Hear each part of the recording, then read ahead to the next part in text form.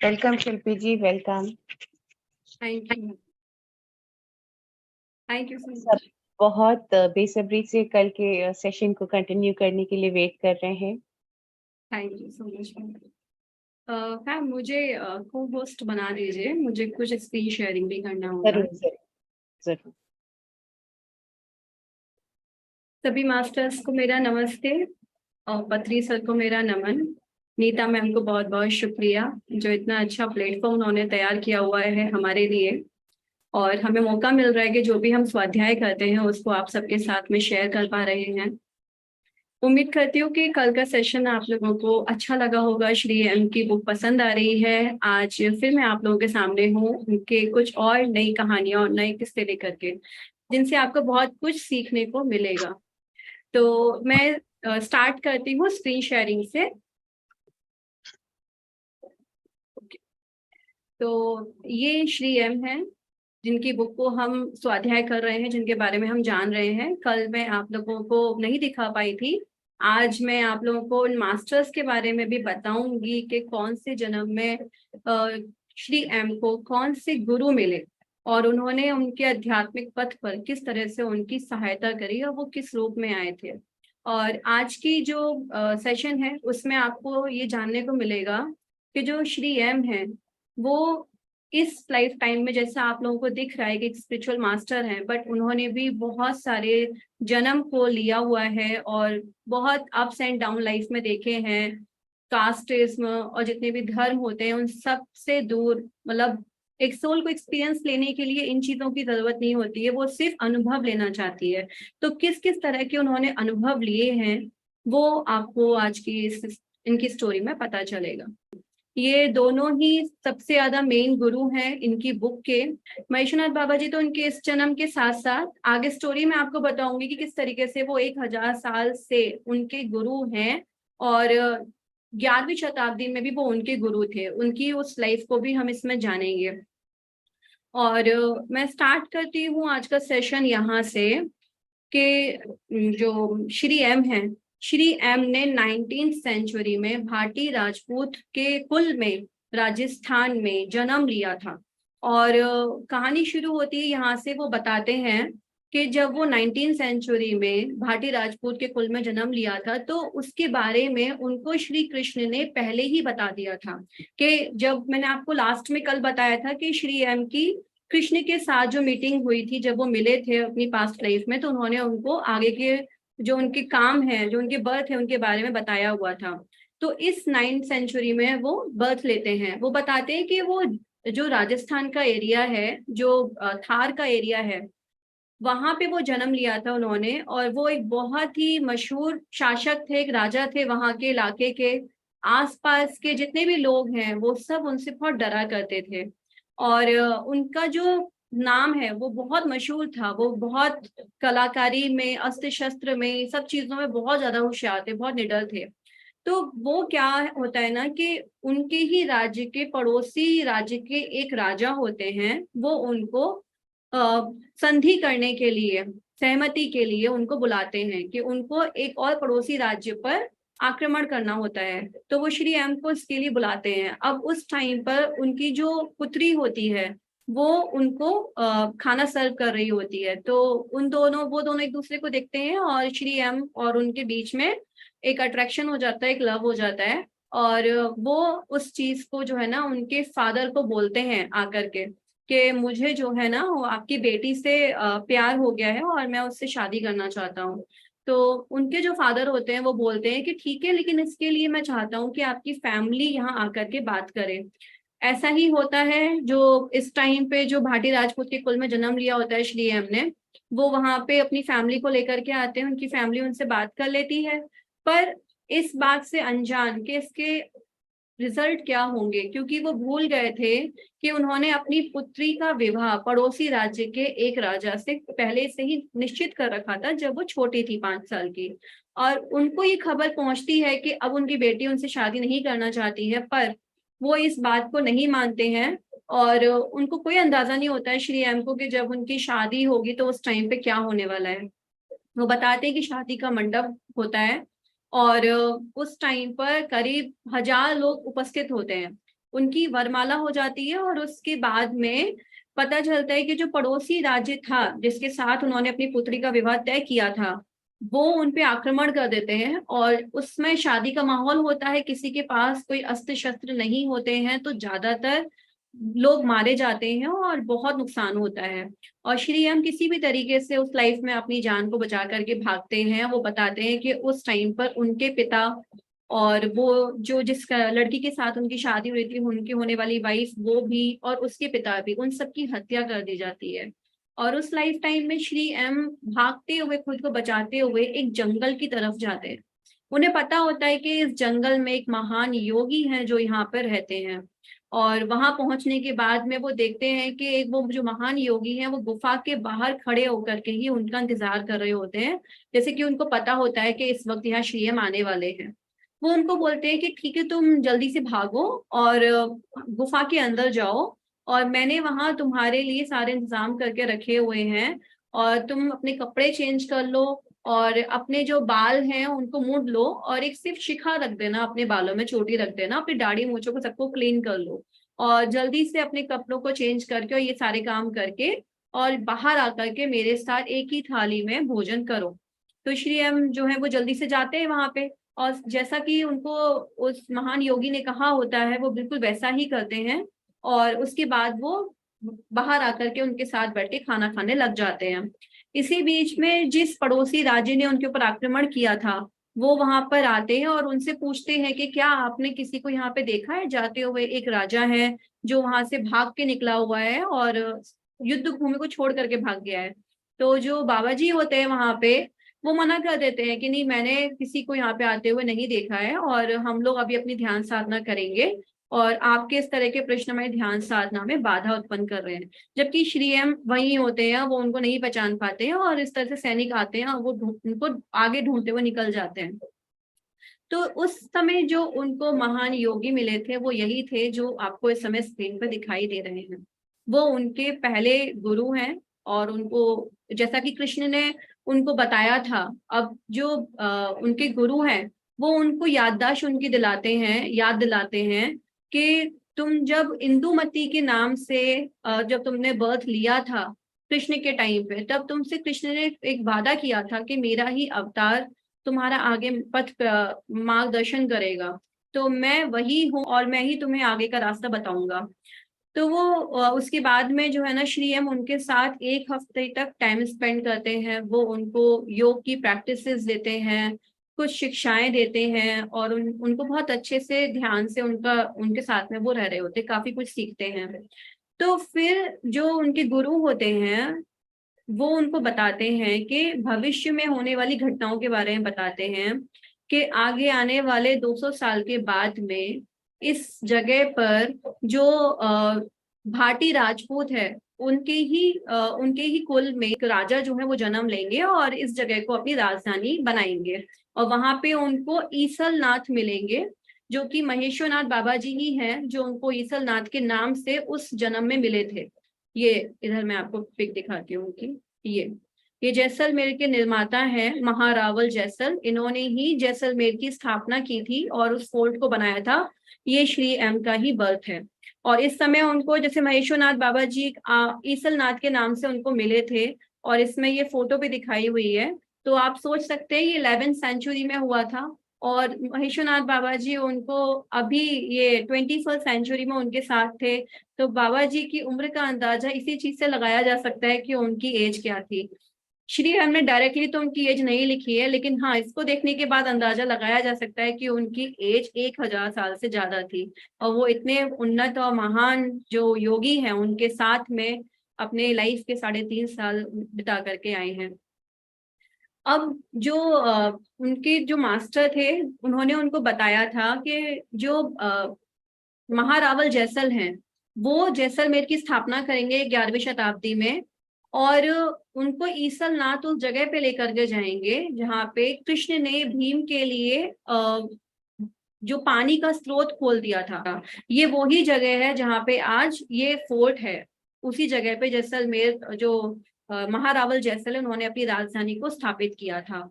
और कृष्ण और जो उस जन्म में जो उनके गुरु थे महा अवतार जी, उन्होंने उनको बता भी दिया था कि कोई कृष्ण वंश का ही, यदुवंशी ही वहां पे इसकी स्थापना करेगा। तो जो श्री एम है वो बहुत टाइम से यदुवंशी बोल सकते हैं आप उनको, कृष्ण वंश के ही हैं जिन्होंने इसकी स्थापना की हुई थी। इस तरीके से वो उनको ये भी बताते हैं कि इसके बाद में तुम जो है ना 18वीं शताब्दी में एक दक्षिण भारत के मुस्लिम शासक की रानी के रूप में भी जन्म लोगे, और उसके बाद में फिर तुम एक जो श्री गुरु बाबा जी हैं उनके ही शिष्य के घर में जन्म लोगे, और उस समय मैं तुमको फिर से अपना शिष्य बनाऊंगा। और कुछ और कर्मास की वजह से उसके बाद तुम्हें 21वीं शताब्दी में, 20वीं शताब्दी में तुमको जो है ना एक मुस्लिम परिवार में भी जन्म लेना पड़ेगा। तो अभी तक का पूरा एक्सप्लेन उनको 9th सेंचुरी में ही उनके गुरु ने उनको कर दिया था कि आगे ये होने वाला है। तो इस तरीके से उनको उनके गुरु मिले थे। और कहा जाता है कि जो बाबा जी हैं श्री गुरु, वो कृष्ण के ही अवतार हैं। अब इसके बाद में मैं एक फोटो और दिखाना चाहूंगी आपको। ये दोनों एक ही है मास्टर, पर इनको अलग अलग नाम से जाना जाता है। श्री एम जो है वो जब बाबा जी के साथ में उनकी वार्तालाप होती थी, तो उस टाइम पे वो बाबा जी से बहुत सारे क्वेश्चंस किया करते थे। जैसे कि उन्होंने बाबा जी से क्वेश्चन किया था कि बाबा जी जो भी मंत्र और तंत्र होता है वो होता क्या है। तो बाबा जी उनको बताते हैं कि मंत्र और जो तंत्र होता है वो एक तरीके से स्थूल ही रहता है। मतलब हम स्थूल जगत में जिन चीजों को स्थायी रूप मान करके या उनको मूर्ति का रूप मान करके जो पूजा करते हैं, वही तंत्र का मेन सार होता है। यहाँ पे बाबा जी जिस तरीके से उसको बता रहे हैं वो मैं आपको बता रही हूँ। बाबा जी ने बताया है कि जो तंत्र है वो अलग अलग आकृतियों में, यानी यंत्र की अलग अलग आकृतियों में उसको पूजा जाता है, और किसी खास पर्पस के लिए इन चीजों की जो है ना उनको हासिल करने के लिए इसका यूज किया जाता है। और तंत्र का जो मेन आधारभूत जो सुक्ति है वो ये है, भोगो भोग्यते, यानी कि भोग करते हुए योग तक की प्राप्ति। इसमें वो बताते हैं कि तंत्र जो है वो बहुत ही व्यवहारिक तरीका है योग तक की पहुंचने तक का। और जिस तरीके से जो उपनिषद है उन्होंने उसमें ये कहा गया है, जो ब्रह्म है वो असीमित है और बुद्धि से बहुत दूर की चीज है, यानी कि बुद्धि से उसको समझा नहीं जा सकता। तो उस चीज को जो तंत्र है वो आपको वहां तक पहुंचने में सहायता करता है। और जैसे संन्यास का मार्ग होता है उसमें बहुत कठिन साधनाएं बताई हुई होती हैं कि कठिन तपस्या करनी होगी, अपना आत्म संयम करना होगा, तब आप उस ब्रह्म को पा सकते हो। वो चीज जो है ना जो तंत्र यूज करते हैं, मूर्ति पूजा जो करते हैं, वो इस दुनिया में रहने वाले लोगों के लिए बहुत व्यवहारिक है। और जो साधु सन्यासी नहीं बन सकते हैं, गृहस्थी नहीं त्याग सकते हैं, वो उन लोगों के लिए है। लेकिन बाबा जी इसके साथ साथ ये भी बताते हैं कि ये एक पहला स्टेप है। तंत्र जो है वो पहला स्टेप है उस ब्रह्म तक पहुंचने का, यानी कि इसमें स्टेप बाय स्टेप आपको उस अकल्पनीय जो ब्रह्मा है उस तक पहुंचाया जाता है। ऐसा नहीं कि सिर्फ तंत्र करने से ही आपको सब कुछ मिल जाएगा। तंत्र एक स्टेप है कि अगर आप मेडिटेशन में नहीं आते हो या योग साधना नहीं करते हो, प्रैक्टिसेस नहीं करते हो, तो वो एक तरीका है कि आप मतलब स्थूल से सूक्ष्म की तरफ जाने का। यानी कि अगर आप स्थूल रूप में मूर्तियों की जो पूजा करते हैं, वो आपको जब आप बहुत ज्यादा लीन हो जाते हैं, उसमें डूब जाते हैं, तब वो आपको एक ऐसी असीम शांति को फील कराता है कि आप कुछ टाइम के लिए खुद को भी भूल जाते हैं। तो एक तरीके से आप विश्वास करने लग जाते हैं कि हाँ, जो मटेरियलिस्टिक वर्ल्ड जो हमें अपनी इन 5 इंद्रियों से दिखाई दे रहा है, उसके दूर भी, उसके पार भी कोई चीज है। उस चीज को एक्सपीरियंस करना, उस चीज का फील कराना, एहसास कराना, वो उन लोगों के लिए इजी होता है जो लोग इस पाथ पर नहीं चलते हैं। तो एक तरीके से देखा जाए तो ये एक यात्रा ही है स्थूल से सूक्ष्म की ओर, फाइनली आपको लेके सूक्ष्म की तरफ ही जाया जा रहा है। और बाबा जी बोलते ही तब तक ही कारगर है जब तक आपकी बुद्धि उस चीज को समझने के लिए सक्षम नहीं हो जाती। जब एक बार आपकी बुद्धि ये समझ जाती है कि हाँ इसके अलावा भी कुछ है, तब उस तंत्र की फिर इतना जरूरी नहीं रह जाता है वो। और मेन उसका जो है वहां तक पहुंचने का जो मकसद है वो यही है।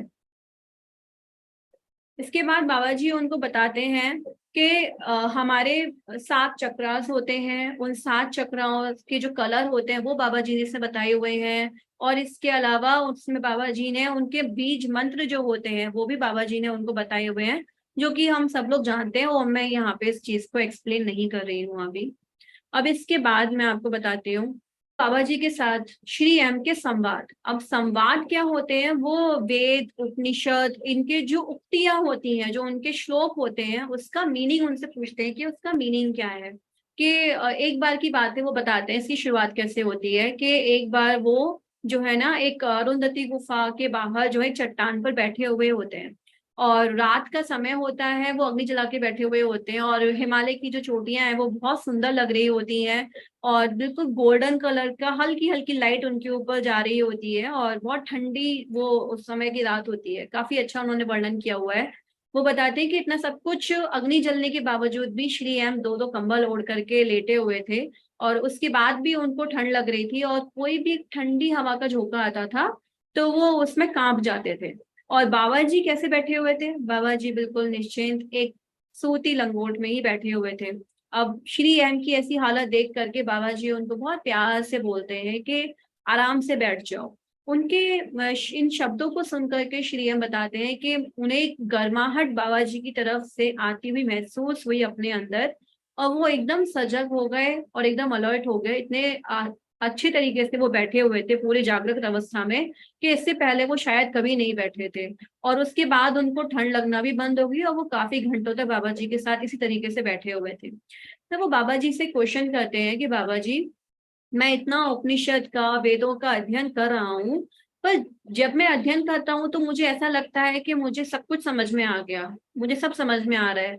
लेकिन जब मैं और ज्यादा डीप जाता जाता हूँ तो मुझे ऐसा लगता है कि मुझे कुछ भी समझ में नहीं आया, सब कुछ बहुत कंफ्यूजिंग सा हो जाता है।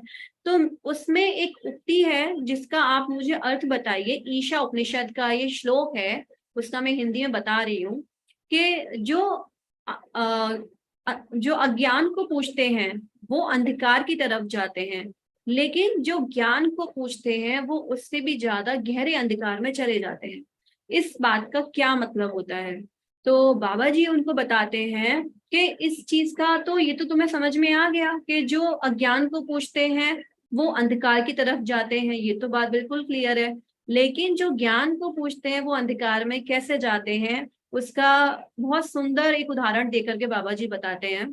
कि मान लो कि तुम एक कांटों के रास्ते पे चल रहे हो, और चलते चलते तुम्हें एक कांटा चुभ जाता है। अब तुम क्या करोगे, उस कांटे को कैसे निकालोगे? तुम उस कांटे को निकालने के लिए उससे ज्यादा लार्ज साइज का और एक नुकीला कांटा लोगे, और उससे उसको निकालने की कोशिश करोगे जिससे कि वो निकल जाएगा। क्योंकि अगर तुम अपने नाखून से या उंगलियों से निकालोगे तो वो छोटा कांटा नहीं निकलेगा। लेकिन वो जो तुमने उससे लार्ज साइज का जो कांटा लिया है उससे वो निकल जाएगा। अब एक बार कांटा निकलने के बाद में फिर तुम क्या करोगे? उसको फेंक दोगे या उसको रखे रहोगे? तो श्री हम बोलते हैं इस बार मैं उसको फेंक दूंगा। बोलते ठीक यही चीज यहाँ पे अप्लाई होती है। कि जो ज्ञान का जो कांटा होता है, ठीक है, अज्ञान के कांटे को हम ज्ञान के कांटे से निकाल देते हैं। मतलब एक बार जब हमारा अंधकार दूर हो जाता है, मतलब अंधकार का मीनिंग है यहाँ पे ज्ञान की जो लैक है, नॉलेज का जो लैक है, जब हमारा वो खत्म हो जाता है, हमें ज्ञान हो जाता है चीज का अच्छे से, तो ज्ञान होने के बाद में हम उसको भी साइड में हटा देते हैं। क्योंकि अगर आप उसको पकड़ के बैठे रहोगे तो उसका मतलब है कि आपको बहुत ज्यादा ईगो आ जाएगा, बहुत घमंड आ जाएगा। तो बाबा जी यही चीज बोलते हैं कि जो योगी होता है वो दोनों को ही उठा के फेंक देता है, तो क्योंकि उसको मुक्ति की तरफ जाना है। अगर वो उस ज्ञान के कांटे को ही पकड़ करके बैठे रहेगा तो जिस दलदल से वो, जिस अंधकार से वो ऊपर उठा है, ग्रो हुआ है, वो उसको पकड़ के बैठा रहेगा। इसका मतलब ये है कि वो फिर उसी दलदल में दोबारा कूद जाता है, क्योंकि उसका मकसद होता है उस चीज से फ्री हो जाना। लेकिन वो पकड़ के जब तक बैठा रहेगा तो क्या होगा, वो खुद को उस चीज से फ्री नहीं कर पाएगा, और उसको ऐसा लगेगा कि उसे बहुत कुछ आता है, बहुत सारी चीजें उसने याद कर रखी हैं। और जब तक तुम्हारा ज्ञान तुम्हारे साथ में स्मरण शक्ति बन के रहेगा, आप उसको नहीं ड्रॉप करोगे, तब तक आप उस ब्रह्म तक नहीं पहुंच सकते हो। क्योंकि ब्रह्म तक पहुंचने के लिए आपको उस ज्ञान के कांटे को भी, उस सहारे को भी छोड़ना होगा, क्योंकि उसका मकसद था आपको उस ब्रह्म तक लेकर के जाना। और इसके बाद बाबा जी उनको बोलते हैं इस चीज को कि जो अंधकार में रहते हैं, ठीक है, उनको तो वो तो अंधकार में जाते ही है इस तरीके से, लेकिन ज्ञान वाले अपने अहंकार की वजह से अंधकार में चले जाते हैं, तो उसको भी ड्रॉप आउट करने की जरूरत है। और बाबा जी फिर उसके बाद श्री हम उनको ये पूछते हैं कि अगर सारा का सारा ज्ञान एक स्मृति है, तो फिर हम उस ब्रह्म को कैसे जान सकते हैं? क्योंकि आपने तो बोल दिया है कि सारे के सारे ज्ञान को हमें हटा देना है, अगर वो हटा देंगे तो हम ब्रह्म को कैसे जानेंगे? तो फिर बाबा जी उनको बताते हैं कि एक बार जब आपकी बुद्धि उस पीक तक पहुंच जाती है, उस ब्रह्म को, उस शून्यता को अनुभव कर लेती है, फिर उसके बाद आपका दिमाग थोड़े टाइम के लिए शांत हो जाता है, स्थिर हो जाता है, और वो कोई आर्ग्यूमेंट्स नहीं करता, मतलब बिल्कुल शांत हो जाता है, रिलैक्स हो जाता है। जब कोई उस समय प्रश्न ना बचे और आप उस शून्यता को अनुभव कर लेते हैं, तो वही ब्रह्म है। तो इस तरीके से जो है ना, हम ब्रह्म को शून्यता में जान सकते हैं, लेकिन आपको वहां तक पहुंचाने का काम किसने किया? उस ज्ञान ने ही किया, इसलिए ज्ञान भी इंपॉर्टेंट है। और श्री हम उनसे पूछते हैं कि बाबा जी, उन लोगों के बारे में आप क्या कहेंगे जो इस सत्य को जानने के बाद, मतलब उस ब्रह्म को अनुभव करने के बाद उन्होंने मौन धारण कर लिया है, वो कुछ नहीं बोलते। तो बाबा जी बोलते हैं कि अगर ऐसे किसी ऋषि ने या व्यक्ति ने उस ब्रह्म को जानने के बाद अगर चुप्पी साध ली है, वो नहीं कुछ कह रहा है, तो इसका मतलब है कि उसकी जो खामोशी है वो इतनी शक्तिशाली होगी कि वो किसी भी तरीके से अपने एक विचार से भी, अपने एक इंटेंशन से भी इस पूरे पृथ्वी पे, इस पूरे ब्रह्मांड में बदलाव को लेकर के आ सकता है। तो उसकी चुप्पी ही सब कुछ है, उसकी चुप्पी ही बहुत कुछ कर देती है। और स्पेशली वो लोग जो ऐसे ऋषि की या ऐसे व्यक्ति का मौन सुनने के लिए जाते हैं, खामोशी सुनने के लिए जाते हैं, उनके मस्तिष्क पर वो उसकी खामोशी का जो प्रभाव है वो बहुत ज्यादा हो जाता है। क्योंकि ऐसा जो ऋषि होता है वो हर विचार के स्रोत तक पहुंच गया होता है, उसको पता रहता है कौन सा थॉट कौन से उस किस चीज से निकल करके आ रहा है। तो ऐसी व्यक्ति को या ऐसे ऋषि को बोलने की जरूरत नहीं है, उसका मौन ही काफी है। इसके बाद श्री हम उनको पूछते हैं कि बाबा जी, मुझे ये बताइए कि ज्ञान क्या होता है? तो बाबा जी उनको बोलते हैं कि जो ज्ञान है, जिसको कि तुम ज्ञान कहते हो, वो एक तरीके की स्मृति है। यानी कि स्मृति क्या होती है? रिकॉर्ड करी हुई चीज होती है। आपने कुछ सुना, अगले ही पल वो आपकी याददाश्त में चला गया, तो वो क्या हुआ? उसको आप ज्ञान कहते हो कि आपने कितना सीखा है, आपको कितना आता है, आपकी लर्निंग क्या है, आप रिकॉर्ड करते जाते हो, स्टोर करते जाते हो अपने माइंड में, उसको आप ज्ञान कहते हो। और बाबा जी ये भी चीज बोलते हैं कि अगर सपोज मान लो मैंने अभी कुछ बोला, तुमने वो सुना, और अगले ही पल वो भूतकाल का हो गया, यानी कि वो पास्ट में चला गया। और ऐसी कोई चीज ज्ञान नहीं हो सकती है जो पास्ट में चली जाए। कहने का मतलब बाबा जी का ये था कि ज्ञान एक स्मृति है, और जब हम ज्ञान से बहुत ज्यादा अटैचमेंट और चिपके हुए रहते हैं, सिर्फ उसी को सुनते रहते हैं और उस पीक तक नहीं पहुंचते, उसका फील नहीं करते, वहां तक खुद को लेकर के नहीं जाते, तो वो सिर्फ एक याददाश्त है, एक स्मृति है जिसको आप इकट्ठा करते रह रहे हो, उस चीज से आप ब्रह्म तक नहीं पहुंच सकते। तो बाबा जी उनको ये चीज बताते हैं कि जो ब्रह्म होता है, जो ब्रह्म है, जो क्रिएटर है, जिसने क्रिएशन की है, उसको सिर्फ वर्तमान में ही अनुभव किया जा सकता है। जो वर्तमान है, अभी है, जो चल रहा है, सिर्फ वो ही ब्रह्म है, इसके अलावा कुछ और ब्रह्म है ही नहीं। इसके बाद में जो श्री एम है वो उनसे पूछते हैं बाबा जी से कि बाबा जी, उपनिषद का एक शांति मंत्र है, यानी कि पूर्ण मद का जो शांति मंत्र है, उसके अर्थ को मैं समझना चाहता हूँ। वो ये कहता है कि ये भी पूर्ण है, वो भी पूर्ण है, उस पूर्णता से ही ये पूर्णता उत्पन्न हुई है। जब पूर्णता में से ही पूर्णता को निकाल दिया जाए तो भी पूर्ण बचता है। तो उस शांति मंत्र का जो सार है वो क्या है? मुझे तो ये कोई शब्दों का खेल लगता है। तो श्री जो महेशनाथ बाबा जी है वो कहते हैं मधु, कि कोई भी उपनिषद या वेद, उसकी कोई भी उक्ति सिर्फ एक शब्दों का खेल नहीं है, इसका बहुत डीप मीनिंग है। वो उनको बताते हैं कि जो ऊर्जा है, उस आज आज के टाइम में इसको इस तरीके से समझा जाने लगा है कि ये जो ऊर्जा है वो ना तो नष्ट होती है ना ही उत्पन्न होती है, ऊर्जा ऊर्जा ही होती है। इसको इसी तरीके से बाबा जी ने उनको समझाया है।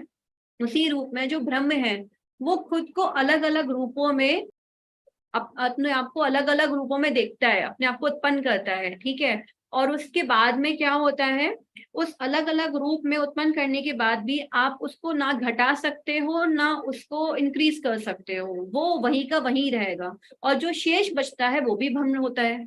यानी कि एक पॉइंट है, एक बिंदु है, वो ब्रह्म है। उसमें से कितनी भी आप दिशाएं निकालो, कितनी भी रेखाएं, कितने भी आप कॉन्शियसनेस चेतना अलग अलग, जैसे हम सब लोग निकले हुए हैं, तो कितना भी उसको अलग अलग तरीके से वो रूप में अपने आप को एक्सप्लोर कर रहे हैं, प्रकट कर रहे हैं, लेकिन उसको हम उस ऊर्जा को ना घटा सकते हैं ना बढ़ा सकते हैं। और उसका जो शेष है वो वही रहता है। यही इस शांति मंत्र का सार है। और श्री एम फिर इस चीज को समझने के बाद बाबा जी से क्वेश्चन करते हैं कि बाबा जी के जो ये संसार है जो हमें दिख रहा है वो ऐसा नहीं है जैसा हमें दिख रहा है। जैसा कि उपनिषद और वेद कहते हैं कि ये संसार जो है वो यथार्थ नहीं है, ये सच नहीं है। जो संसार को हम इंद्रियों से इतना महसूस करते हैं, देखते हैं, सुनते हैं, पूरे दिन साथ रहते हैं, वो कैसे कल्पनीय है, वो कैसे कल्पना है, इस चीज को हम कैसे मान लें। तो बाबा जी उनको बताते हैं एक बहुत ही सुंदर प्यारा सा सिंपल सा एग्जांपल देके बाबा जी उनको बताते हैं कि जो सूरज है वो तुम्हें रोज उगता हुआ दिखाई देता है और डूबता हुआ दिखाई देता है। ये तुम्हारी आंखें जो है, इंद्रियां, वो तुमको ये अनुभव कराती हैं। तो क्या ये सच है? क्या सूरज सच में अस्त होता है और सच में निकलता है? ऐसा तो नहीं है, क्योंकि जो साइंस है वो ये कहता है कि सूरज तो स्थिर, ना वो अस्त होता है ना वो निकलता है। सिर्फ पृथ्वी ही है जो अपने केंद्र पर घूम रही है। अब तुम ये बताओ कि अब तुम किस पर विश्वास करोगे? अपनी आंखों पर विश्वास करोगे या जो सच है उस पर विश्वास करोगे? तो बाबा जी बोलते हैं जरूरी नहीं है कि आपके जो फाइव सेंसेस हैं, जो इंद्रियां हैं, जो आपको महसूस करा रही हैं और दिखा रही हैं वो ही सत्य हो। ये सच नहीं है। बहुत बार हमारी इंद्रियां भी हमें मतलब एक कंफ्यूजन में लेकर के आ जाती है, और जरूरी नहीं है कि आपको हर बार सही ही जानकारी दे। इसी तरीके से कि ये जो सृष्टि दिखाई दे रही है ये चेंज होती रहती है। यानी कि सुबह है तो सुबह के बाद में रात होगी, किसी की डेथ हुई है तो उसके बाद में उसका बर्थ भी होगा। हमारे शरीर में करोड़ों कोशिकाएं हैं जो मरती भी हैं हर पल और उनकी जगह पे नई भी आती हैं।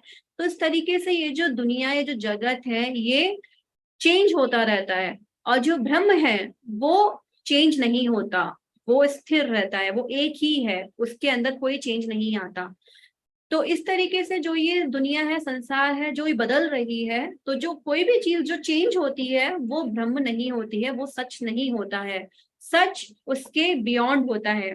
बाबा जी बताते हैं कि इस पूरी दुनिया का अवास्तविकता और लगातार जो चेंज हो रही है उसके रूप के पीछे छुपे हुए जो सार है, जो ब्रह्म है, उस अस्तित्व को बुद्धि और दिमाग के पार ही समझा जा सकता है। अगर आप बुद्धि से समझने की कोशिश करोगे तो उस चीज को नहीं समझ पाओगे।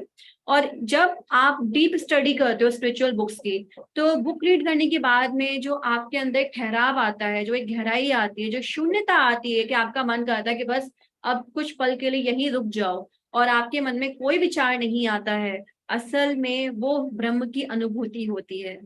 और उसको आप तभी एक्सपीरियंस कर सकते हो जो आपके माइंड में कोई भी थॉट नहीं आए। इस तरीके से जो बाबा जी के साथ उन्होंने कुछ इंपॉर्टेंट क्वेश्चंस पूछे थे वो मैंने आपको बताए। और बाबा जी के साथ वो ये भी पूछते हैं कि बाबा जी, आपका मतलब है कि बुद्धि जो है वो एक सीमा के पार नहीं जा सकती, इसका क्या मतलब है, इसको हम कैसे समझें?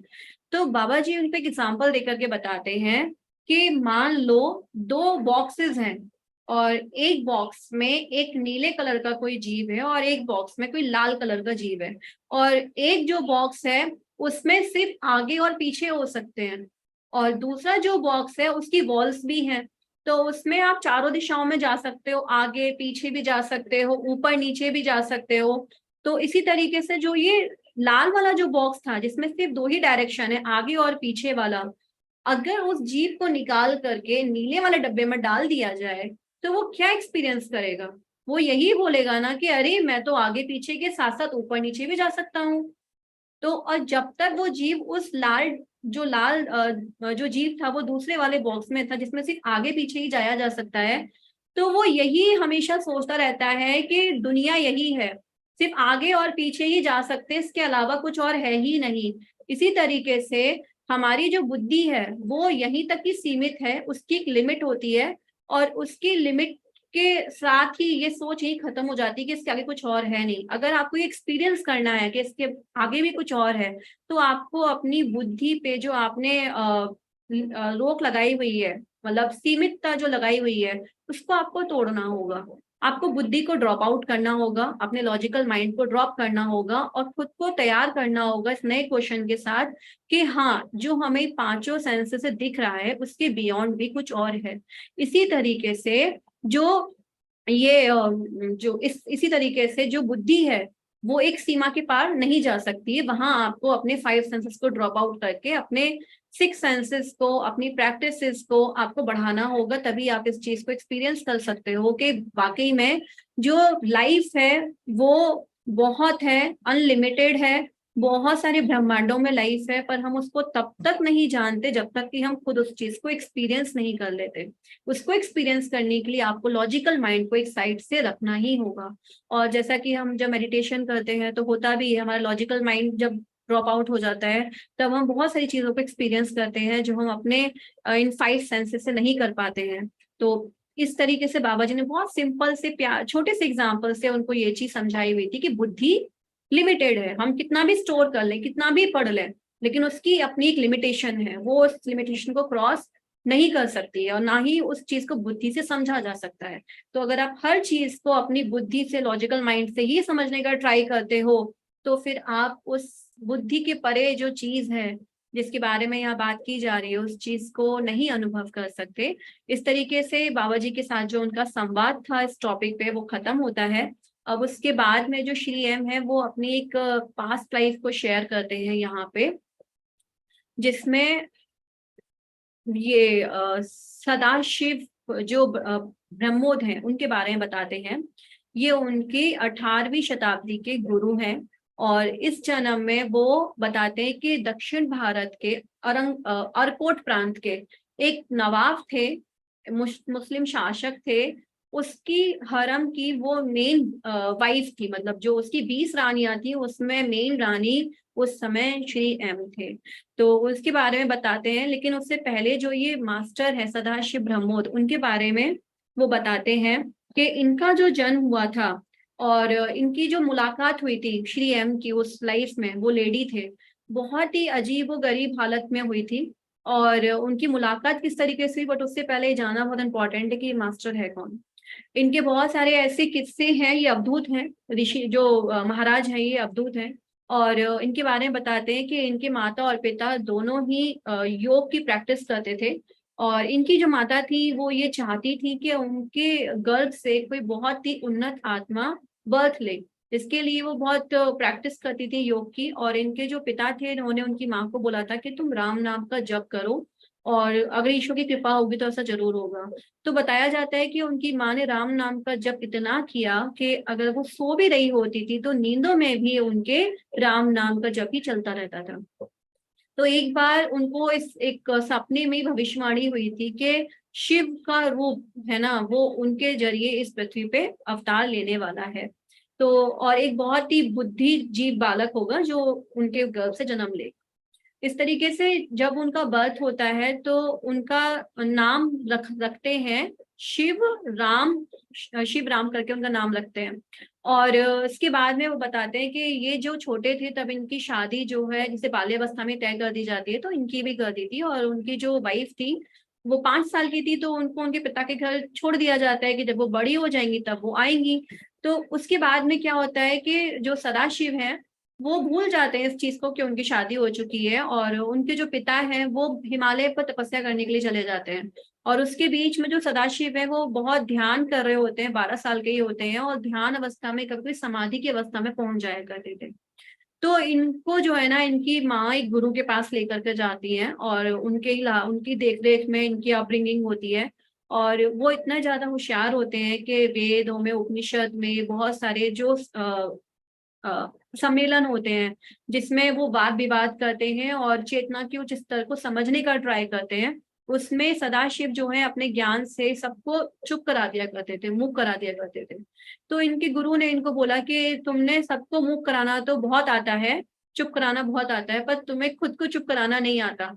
बेसिकली वो यही कहना चाह रहे थे जो मैंने आपको पहले बताया था कि भाई अपने ज्ञान को ड्रॉप आउट करो, सिर्फ ज्ञान को पकड़ करके लोगों को शांत करा देना वाद विवाद में इस तरीके से, तो तुम वहां तक नहीं पहुंच सकते।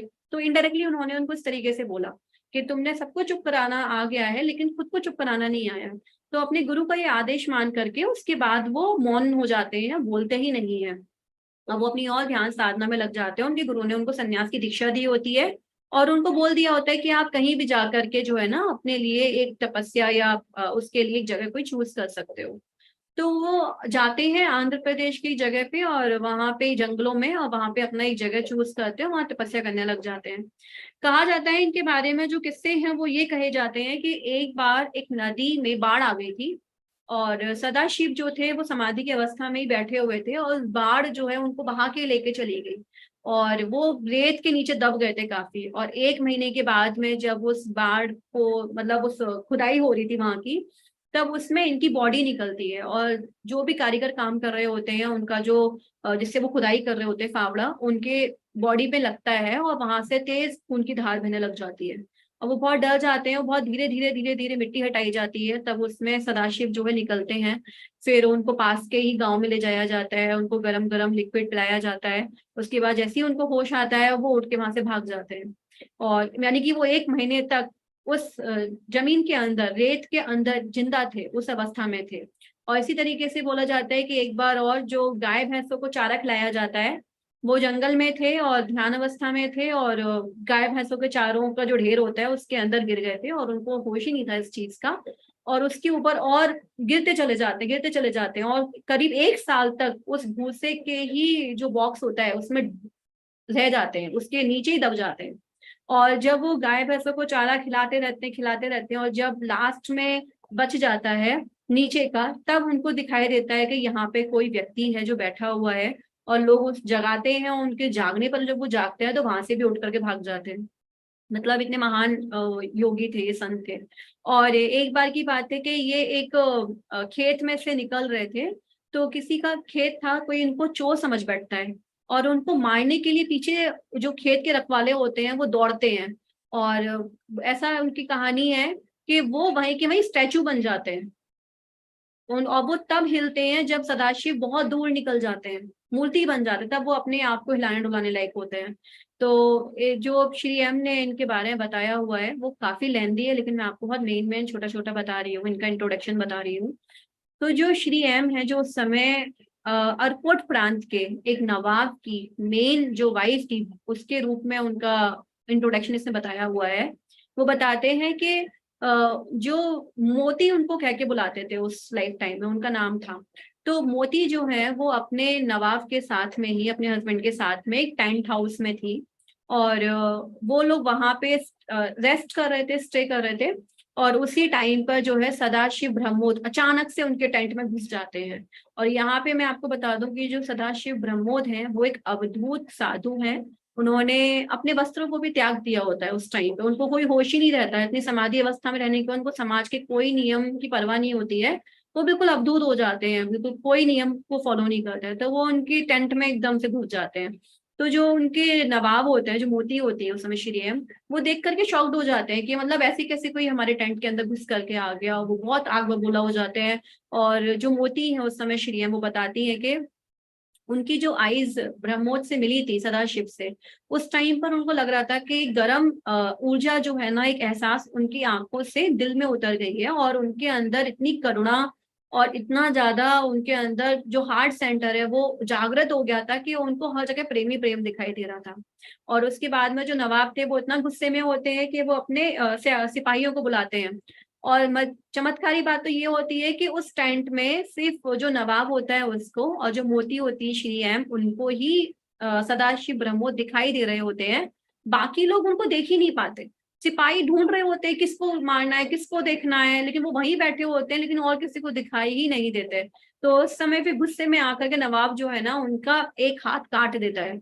ये फोटो में आपको दिखाती हूँ, ये उनका एक हाथ काट देता है, और इस तरीके से वो अपने कटे हुए हाथ को छोड़कर ही ब्रह्मोस जो सदाशिव होते हैं वो निकल जाते हैं। और उसके बाद में जो उनकी वाइफ जो मोती होती है वो उनको बोलती है कि अरे नवाब ये आपने क्या किया, आपको पता नहीं है क्या ये वही साधु हैं जिनके बारे में हम अक्सर सुनते आ रहे हैं कि जो समाज के नियमों को नहीं मानते, अवधूत हैं, बहुत महान ऋषि हैं, और ये आपने ये क्या कर दिया ना, आप जाइए उनके पीछे और उनको ढूंढिए और उनसे माफी मांगिए। अब जो नवाब होते हैं वो बहुत डर जाते हैं कि ये मैंने क्या कर दिया। अब उनका हाथ जो कटा हुआ था लेकर के भागते हैं उनको ढूंढने के लिए, और उनको फिर जब सदाशिव मिलते हैं तो वो उनसे माफी मांगते हैं और उनको उनका हाथ देते हैं। सदाशिव कुछ नहीं बोलते, मुस्कुराते हैं और बस हाथ लेकर के उनका जहां से कटा होता है अपने गड्ढे में डाल देते हैं, और थोड़ी देर में वो ठीक हो जाता है और ब्लड वगैरह सब कुछ बंद हो जाता है, हाथ उनका ज्वाइंट हो जाता है। उसके बाद में वो उनको बताते हैं कि तुम जो है इस चीज की फिक्र मत करो कि तुमने क्या किया है, क्योंकि मैं वहां एक मकसद से आया था। तुम जो है तुम्हारी आध्यात्मिक विकास के लिए मुझे वहां पे आना था। तुम्हारे गुरु तुम्हारी राह देख रहे हैं, प्रतीक्षा कर रहे हैं, और तुम जल्दी से अपना सारा राज्यभार जो भी है अपने उत्तराधिकारी को छोड़ करके यहाँ से चले जाओ। और मोती का जहां तक सवाल है वो भी हम में से एक ही है। मुझे उसको मिलना इसलिए जरूरत है क्योंकि उसकी जो आध्यात्मिक विकास की जो लॉ है वो बिल्कुल बुझने की स्टेट पर थी। तो ऐसी स्टेट पर वो आ करके उनको फिर से जागृत कर देते हैं। तो एक चीज यहाँ समझ में आती है कि कभी अगर हम भूल भी जाएं, भटक भी जाएं, किसी भी रास्ते पर चले जाएं, जो हमारे गुरु होते हैं वो कभी हमारा साथ नहीं छोड़ते और किसी ना किसी रूप में आकर के हमारी जरूर मदद करते हैं।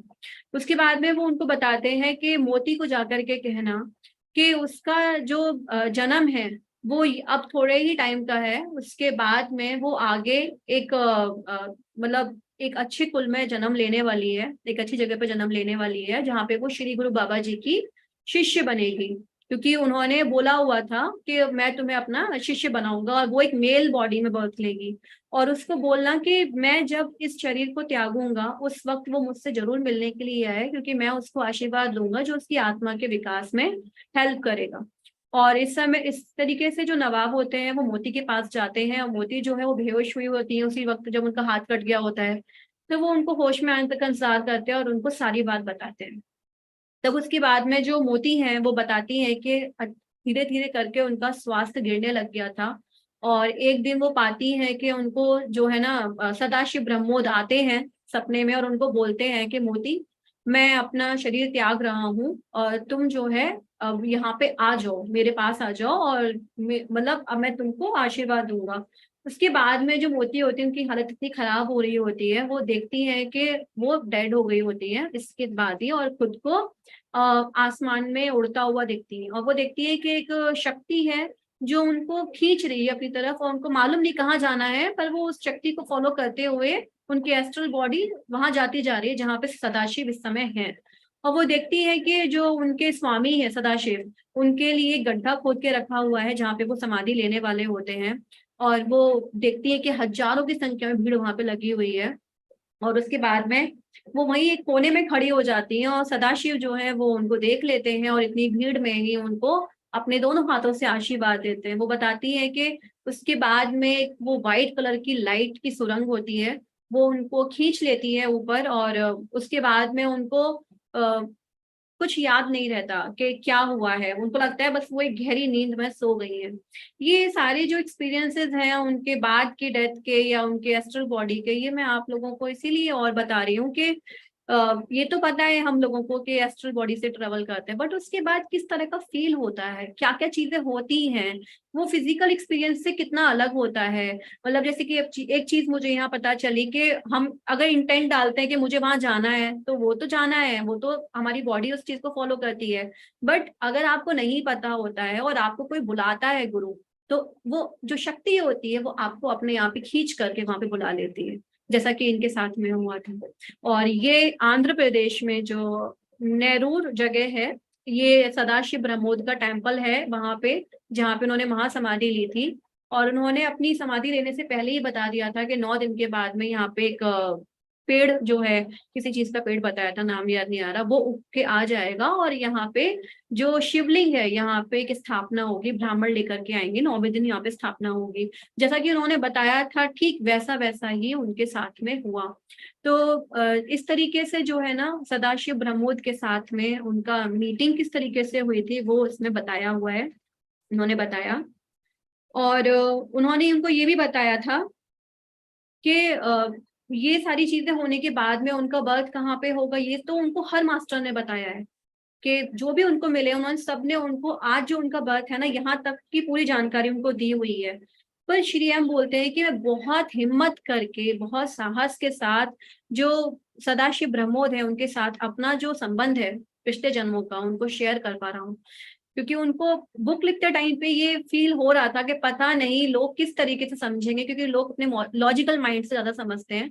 हो सकता है वो ये कहें कि श्री एम पागल हो गए हैं या फिर वो कल्पनाएं करने लग गए हैं। वो कह रहे हैं कि आप स्वतंत्र हैं कुछ भी सोचने के लिए, पर ये उनके जीवन का हिस्सा है जो वो हमारे साथ में शेयर कर रहे हैं। अब उसके बाद में जो नेक्स्ट बताती हूँ मैं आपको दत्तात्रेय अवधूतों के स्वामी के बारे में। इसके बारे में श्री एम बताते हैं कि जब वो जो है ना दत्तात्रेय के मंदिर में मिलने के लिए गए थे, और इनके जो अवधूतों के स्वामी कहे जाते हैं दत्तात्रेय, इनके बारे में बताते हैं कि इनके 3 अवतार हुए हैं। इनके 3 अवतार ये हुए हैं, पहला है श्री दत्तात्रेय, दूसरा है श्री पाद वल्लभ जो आंध्र प्रदेश में है इनका स्थल, और श्री नरसिंह जो है श्री नरसिंह सरस्वती, ये इनके तीसरे अवतार है। अब यहाँ पे जो तीसरे अवतार है यहाँ पे नरसिंह सरस्वती, यहाँ पे मैं आपको बता दूं कि इन्होंने श्री एम को दर्शन दिए हैं अपने, जैसे साईं बाबा ने दिए थे, आपने लास्ट की जो बुक है उसमें आपने जाना था, इसी तरीके से उनको जो है उन्होंने दर्शन दिए हुए हैं। अब लाइव दर्शन दिए हुए हैं तो उस चीज के एक्सपीरियंस में मैं आपको बताऊंगी, लेकिन पहले थोड़ा सा वो दत्तात्रेय के बारे में बताते हैं। जैसे कि हम मास्टर की जर्नी सुन रहे हैं तो साथ के साथ उनके बारे में डिटेल में भी सुनते जाते हैं। दत्तात्रेय के बारे में बताते हैं कि जो दत्तात्रेय हैं उनका बर्थ किस तरीके से हुआ था। वो बताते हैं कि ऋषि अत्रि और उनकी वाइफ थी अनुसुईया। तो ये दोनों ही ऋषि थे, बहुत ध्यान साधना करते थे, और ऋषि अत्रि को अपने वंश को बढ़ाने में कोई रुचि नहीं थी, वो अपनी साधना में बिजी थे, इसलिए उनके कोई संतान नहीं हुई। लेकिन जो उनकी वाइफ थी वो भी कम उनसे नहीं थी, वो भी बहुत बड़ी योगिनी थी। तो एक बार ब्रह्मा विष्णु महेश तीनों उनको दर्शन देने के लिए आते हैं, और एक राजकुमार मतलब यंग लड़के जो होते हैं युवक के रूप में आते हैं, और जब वो उनको देखती हैं तो वो उनके अंदर ममता की फीलिंग जागृत हो जाती है, और वो कुछ टाइम उनके साथ रहते हैं, उनको आशीर्वाद देने के आए होते हैं। तो जो अनुसुईया होती हैं उनके मन में एक इच्छा जागृत होती है कि मैं इन तीनों को अपने गर्भ में धारण करूं और ये बच्चे के रूप में मेरे पास आए, मैं इनको बर्थ दूं। तो अब उनकी ये जो मंशा होती है, अब वो आशीर्वाद देने तो आए होते हैं, तो जो ब्रह्मा विष्णु महेश है अब वो तीनों कैसे एक साथ आएंगे, तो वो तीनों जो है ना अपने अपने अंश में उनके गर्भ में जो है ना उनके गर्भ के थ्रू बर्थ लेते हैं, और जिसका बर्थ होता है वो दत्तात्रेय होते हैं। तो ये तीनों का ही अंश है, ब्रह्मा विष्णु महेश तीनों का ही अंश है। और इस तरीके से जो अनुसुईया होती है उनकी जो मंशा होती है संतान की वो उस तरीके से पूरी होती है। और बोला जाता है कि जो दत्तात्रेय है वो अवधूतों के तो संरक्षक हैं ही है, बट इसके साथ साथ वो अवधूत गीता जो है उसके भी संस्थापक हैं। और ये भी बोला जाता है कि यहीं से जो अद्वैतवाद है इसकी शुरुआत होती है अवधूत गीता से। और ये जो उनका सेकंड बर्थ है श्रीपाद वल्लभ, वो श्री हम बताते हैं कि ये आंध्र प्रदेश में है और ये इन्हीं का ही अवतार है, इन्हीं का ही। और जो तीसरा है श्री नरसिंह सरस्वती, उनके बारे में बताते हैं कि कोल्हापुर के पास में नरसोबा वाड़ी करके जगह है, वहां पर इनका स्थल है। तो वो वहां पे गए होते हैं, और वहां पे जाने के बाद वो उनके दर्शन करते हैं, और उस जगह पे जाकर के मंदिरों के दर्शन करने के बाद में वो बैठ जाते हैं एक जगह ध्यान करने के लिए। और उसके बाद में जब वो ध्यान से उठते हैं करीब 2 घंटे के गहरे ध्यान के बाद, तब वो देखते हैं कि अंधेरा हो चुका होता है, और वो अपने हाथ अपने पॉकेट में से टॉर्च निकाल रहे होते हैं कि अंधेरा हो गया तो मैं अब घर चलता हूँ। तभी वो देखते हैं कि एक दिव्य प्रकाशित रोशनी के साथ में कोई उनके पास आ रहा है। और वो जो लाइट होती है वो जिससे समझ जाते हैं कि कोई ना कोई तो उनके पास में कोई महान योगी है जो आ रहे हैं। तभी श्री नरसिंह सरस्वती जो है उनके सामने प्रकट होते हैं। और वो जिस तरह के उनके कपड़े हैं, वेशभूषा है, उसको देख करके वो समझ जाते हैं कि ये नरसिंह सरस्वती हैं। अब वो उनको बहुत प्यार से उनके सर पे हाथ रखते हैं और उनको बोलते हैं कि साईं ने मुझे यहाँ तुम्हें देखने के लिए भेजा है। तो वो बताते हैं कि जो उनकी पहली वाली बुक थी उसमें साईं बाबा ने उनको बोला था कि दत्तात्रेय से जुड़े जितने भी स्थान हैं तो वहां जरूर जाना दर्शन करने के लिए। तो वो इस तरीके से नरसिंह सरस्वती के दर्शन वहां पे आते हैं। तो अब वहां पे दर्शन देने के बाद में वो उनको प्रणाम करते हैं, बहुत खुश हो जाते हैं, बहुत भाव विभोर हो जाते हैं कि मुझे उन्होंने दर्शन दिए हुए हैं। और इस तरीके से वो उनको उठाते हैं, वो उठते हैं और बहुत प्यार से बोलते हैं कि तुम्हें याद है ना कि हम पहले भी जन्मों में मिल चुके हैं। तुम्हें याद है ना कि उस वक्त हमने साथ बैठ के 3 घंटे ध्यान साधना की थी। तुम उस समय एक साधु थे, जो घूमने वाले साधु होते हैं ना, जगह जगह जाके घूमते रहते हैं। उस तरीके उनका हाउस नहीं रहता, बस वो योगी ही होते हैं, कहीं भी रह रहे होते हैं। तो उस तरीके वो घुमंतु साधु थे। और 3 घंटे हम लोगों ने ध्यान साधना साथ में की थी और तुमने अपने पिछले जन्मों के बारे में विचार विमर्श किया था। और मैंने तुमको बताया था कि हाँ किस तरीके से तुम श्री गुरु जो बाबा जी हैं उनके शिष्य बनोगे आगे आने वाले जन्मों में, क्योंकि उस जन्म में तो तुम्हारी ये इच्छा बहुत प्रबल इच्छा थी पर ये पूरी नहीं हो पा रही थी। और मैंने तुमको ये भी बताया था कि इसके बाद में तुम एक मुस्लिम परिवार में भी बर्थ लोगे और उसके बाद तुम्हारी आत्मा उच्च गति को प्राप्त होगी और आध्यात्मिकता के मार्ग में, और उसके बाद में तुम श्री गुरु बाबा जी के साथ रहोगे, मतलब उस रास्ते पे। तो वो बोलते कि हाँ मुझे सब कुछ याद है। और वो बोलते कि मैंने तुम्हें एक मंत्र में दीक्षा भी दी थी। आ, उस मंत्र का नाम था श्रीपाद वल्लभ करके एक मंत्र था एक, उस मंत्र में उनको दीक्षा दी हुई थी। बोला था कि इस मंत्र का तुम अभी यहाँ पे ध्यान जाप करो ज्यादा से ज्यादा और 2 दिन तक यहीं रुको। उसके बाद तुम आंध्र प्रदेश श्रीपाद वल्लभ जो मेरा दूसरा अवतार था तुम वहां पे भी जरूर जाना। तो इस तरीके से जो उनका दत्तात्रेय के साथ में और जो श्री नरसिंह सरस्वती के साथ जो उनका मीटिंग था, जो एक्सपीरियंस था, उन्होंने यहाँ पे शेयर किया हुआ है। यहाँ एक चीज मुझे समझने को मिली है कि हम लोग बोलते हैं कि कौन सा युग चल रहा है, कि कल युग चल रहा है, कि सतयुग अभी आया नहीं है।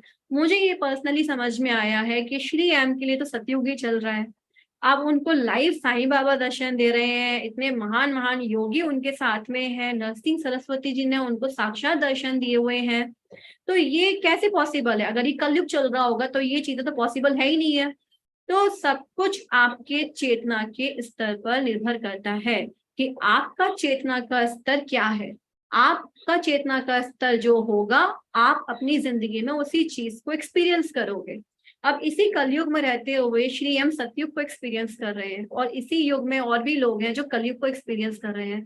तो बात कलयुग या सतयुग की नहीं है, हर जन्म में सब कुछ मुमकिन है। बस आपको अपना चेतना का विकास करना होगा, आध्यात्मिक विकास करना होगा। जैसे जैसे आप विकास के स्तर पर ऊपर उठते जाओगे तो आप सतयुग को ही एक्सपीरियंस करोगे। तो ये चीज मुझे इस चीज में समझ में आई है कि कोई सतयुग कलयुग नहीं है, सब आपकी मनोस्थिति पर, आपके चेतना के विकास पर, स्तर पर निर्भर करता है। अब इसके बाद में जो श्री एम है वो बताते हैं कि एक लाइफ टाइम में उनकी गौतम बुद्धा के साथ में भी मीटिंग हुई थी। मैम टाइम है, मैं और शेयर करूं? हाँ बिल्कुल कर सकते हैं अभी। तो अब वो गौतम बुद्धा के साथ में अपना एक लाइफ टाइम एक्सपीरियंस करते हैं।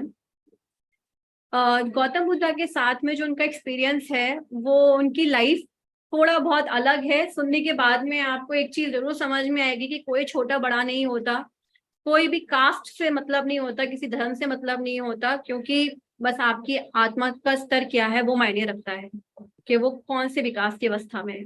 श्री हम बताते हैं कि वो लाइफ टाइम में जब वो गौतम बुद्धा से मिले थे वो काशी के पास जो जगह है जहाँ पे डेड बॉडीज को बर्न किया जाता है, जलाया जाता है, उनका जन्म उस नीची से भी नीची जाति में हुआ था। मतलब जिस जाति को समाज में स्थान भी नहीं है, छूते भी नहीं है, वो अछूत जाति के अंदर उनका जन्म हुआ था। और उस जाति में जन्म लेने के बाद में उनका एक ही काम था, डेली डेड बॉडीज को जलाना। वो सैकड़ों डेड बॉडीज को डेली बर्न करते थे, और उनको मूका के नाम से बुलाया जाता था क्योंकि वो 5 साल के हो गए तब तक उनको बोलना नहीं आया था। अब उसके बाद में वो बताते हैं कि रोज इस तरीके से ही वो बड़े हो रहे थे डेड बॉडीज को देखते हुए। बोलते हैं कि दुनिया में लोगों के लिए धर्म मायने रखते हैं, जाति मायने रखती है, पर मेरे लिए ये चीजें बिल्कुल मायने नहीं रखती, क्योंकि एक ना एक दिन सबको जल करके राख हो जाना है। तो वहां पे मतलब हर जाति के लोग आते थे, और वो उनको उनका काम ही था कि उनको जला देना। तो ये जो जाति वाली चीज थी वो अंदर तक उन्होंने फील कर ली थी कि इसका कोई मतलब नहीं है, लेकिन समाज में ये चीजें चल रही हैं पर कोई काम की नहीं है, क्योंकि जाना तो सबको एक ही जगह पे है। वो बताते हैं कि उनकी जो लाइफ थी वो इतनी दुख भरी थी कि हर रोज उनको बहुत ही अछूत बोल करके उनको दूर कर दिया जाता था। उनसे कोई बात नहीं करता था, पास नहीं बिठाता था, कोई पानी तक नहीं पूछता था। उनकी जो जाति थी उसको बहुत नीचे दर्जे का बोला जाता था कि ये अछूत है, ये डेड बॉडीज का काम करता है। वो बताते हैं कि उनकी जो वाइफ थी, उनकी भी जो डेथ है वो बहुत जल्दी हो गई थी शादी के बाद, और उनकी एक लड़की थी, डॉटर थी 1 साल की, और वो भी गंगा नदी में डूब गई थी, वो भी खत्म हो गई थी। तो उनकी लाइफ उनको बिल्कुल मीनिंगलेस लग रही थी कि मेरी लाइफ है क्या। और वो सब 35 साल के हो चुके थे ये सब चीजों को देखते देखते। लेकिन जब जैसे वो काशी जैसी जगह पे रह रहे थे, तो वहां पे आए दिन विद्वानों का जो मेला है, सम्मेलन है वार्ताओं का, जहाँ पे आध्यात्मिक वार्तालाप होते हैं, वाद विवाद होते हैं, वो सम्मेलन आए दिन होते रहते थे। तो उन्होंने ये सुन रखा था कि आप, जन्म मरण का जो चक्कर होता है, आप कुछ भी कर लो लेकिन आपको लौट के वापस फिर यही आना है। तो कई बार वो अपने आप को ऐसा सोचते थे कि वो सुसाइड कर लें, लेकिन बोलते हैं कि अगर उनकी बात सच हुई तो, अगर मैंने इस जिंदगी से तंग आकर के सुसाइड कर लिया तो मुझे वापस से यही चीज को एक्सपीरियंस करने के लिए आना होगा, और हो सकता है मैं दोबारा इसी जाति में, इसी कुल में मैंने दोबारा जन्म लिया तो बोलते नहीं नहीं, ये ऑप्शन भी ठीक नहीं है, तो वो हटा देते हैं।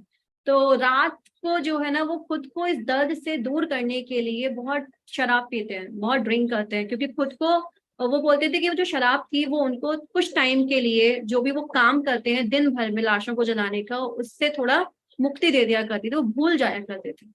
तो इसी तरीके से एक बार वो बताते हैं कि वहां पे जो घाट था उसके पास में एक साधु आए थे वाइट कपड़ों में, और वो पीपल के पेड़ के नीचे बैठे हुए थे। अब श्री एम जो है वो उनको बहुत ध्यान से देखते हैं और उनके पास जाने की कोशिश करते हैं, पर वो दूर ही रहते हैं। और वो जो साधु होते हैं वो बड़े प्यार से उनको बुलाते हैं कि आओ मेरे पास बैठो, आ जाओ। तो वो बहुत दूर से ही उनको प्रणाम करते हैं और बोलते हैं कि मैं अछूत हूँ, मैं डेड बॉडीज को जलाने का काम करता हूँ, मुझे समाज में कोई स्थान नहीं है, तो मैं दूर से ही आपको प्रणाम कर रहा हूँ।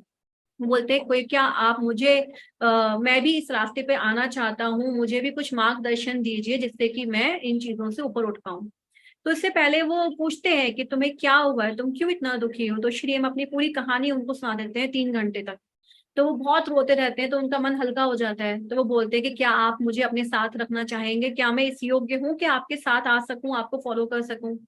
तो वो बोलते हैं कि मैं तुम्हारा गुरु नहीं हूँ, तुम्हारे गुरु हिमालय पर तुम्हारा इंतजार कर रहे हैं, पर हाँ मैं तुम्हें कुछ चीजें जरूर बता सकता हूँ जो तुम्हें वहां तक पहुंचने में तुम्हारी मदद करेंगी।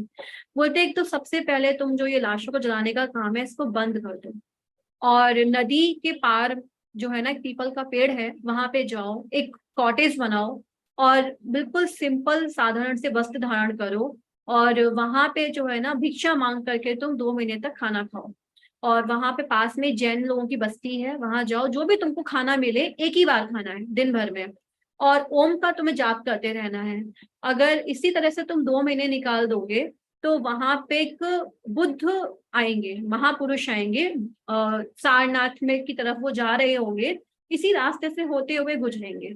उनके लिए तुम एक मटका रखना, उसमें पानी रखना, और एक कप रखना, प्याला, जिससे कि तुम उनको पानी पिला सको, और उनको ऑफर करना अपनी कुटिया में आगे बैठाने के लिए। तो वो बोलते कि ठीक है। उसी दिन से जो है ना, जो श्री एम होते हैं उस लाइफ टाइम में वो सारे काम को बंद कर करके, और जैसा कि उन महापुरुष ने कहा होता है वो वैसा करने लग जाते हैं। और करते करते 2 महीने बीत जाते हैं, तब वो देखते हैं कि एक संत, एक महापुरुष हैं जो बहुत ही तेजस्वी है, जिनके तेज फेस से झलक रहा है, और युवा हैं, उनके जटाओं वाले बाल हैं, ऊपर घुंघराले बंधे हुए हैं और गेरुए कलर के वस्त्र पहने हुए आ रहे हैं। तो वो समझ जाते हैं देख करके कि ये वही बुद्ध पुरुष हैं जिनके बारे में मुझे उन संत महात्मा ने कहा था। अब वो उनको बुलाते हैं, अपनी कुटिया में ऑफर करते हैं, बुद्ध उनकी कुटिया में आते हैं, बैठते हैं और वो उनको देखते ही रहते हैं। वो इतने सुंदर होते हैं कि वो उनको देखते ही रहते हैं कि ये मैं साक्षात देख रहा हूँ कि क्या हो रहा है। फिर भूल जाते हैं कि उनको पानी ही पिलाना होता है। फिर जैसे ही उनको याद होता है तो वो जल्दी से जाके पानी लेके आते हैं, और वो जो प्याला होता है, कब वो श्री हमने बिल्कुल यूज नहीं किया होता, नया का नया रखा होता है कि जब वो बुद्ध पुरुष आएंगे मैं उनको ही उसमें पानी ऑफर करूंगा। अब वो उनको बोलते हैं कि मैं आपको मतलब जो पानी है ऑफर करना चाहता हूँ, क्या आप मुझे इसकी आज्ञा देंगे? तो बुद्ध बोलते हैं कि हाँ ठीक है, जैसा तुम्हारा मन हो। तो वो उनको पानी ऑफर करते हैं, उनके पैर धोते हैं, उनके पैरों को कपड़ों से पोंछते हैं और उस पानी को वो खुद पी लेते हैं। और उनको बोलते हैं कि मैं जो है इस रास्ते पर हूँ, मैं अपनी जिंदगी में आगे बढ़ना चाहता हूँ, मैं अभी जिंदगी और नहीं जीना चाहता, मैं अध्यात्म के मार्ग में आगे जाना चाहता हूँ, लेकिन मैं बहुत छोटी और नीची जाति का हूँ, क्या मैं ऐसा कर सकता हूँ? तो बुद्ध बोलते हैं तुमने जिस पल ये विचार कर लिया कि तुम्हें इस मार्ग में आगे जाना है, तुम उसी पल उस जाति से मुक्त हो गए। इस मार्ग पर चलने में जन्म से कोई ऊंचा या नीचा नहीं होता है।